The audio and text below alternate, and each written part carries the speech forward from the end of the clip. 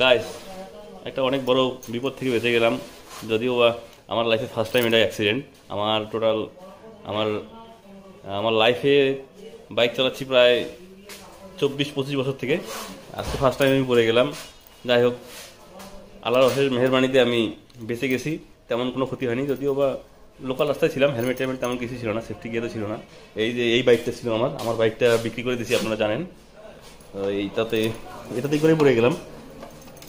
এই যে ভেঙে গেছে একটু, আর আর তেমন কিছু বাইকে ক্ষতি হয়নি। এই যে বাম্পারটা দেখতে পাচ্ছেন, বাম্পারটা একদম পুরোটাই ছিলে গেছেন, একদম বের হয়ে গেছে বাম্পারটা।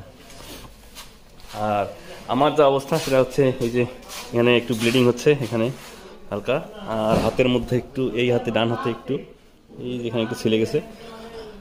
আর সবচেয়ে বড় সমস্যা হয়ে গেছে আমার প্যান্টের মধ্যে।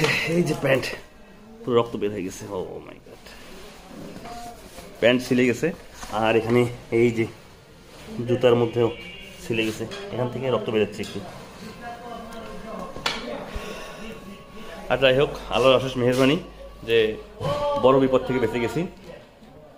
মাঝখানে আমি আসতেছিলাম প্রায় 30-35 স্পিডে, মেইন রোডেই ছিলাম, মেইন রোডের উপরেই। বাট অন্ধকার থেকে হঠাৎ করে একটা শিয়াল এসে দৌড় দিল।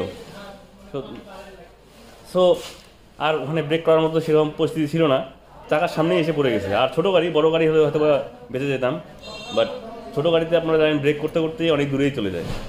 সো এটাই হচ্ছে লাস্ট আপডেট। আর যাই হোক, আল্লাহর অশেষ মেহেরবানি যে বড় কোনো বিপদ হয়নি। আপনারা সবাই দোয়া করবেন। আল্লাহ হাফেজ।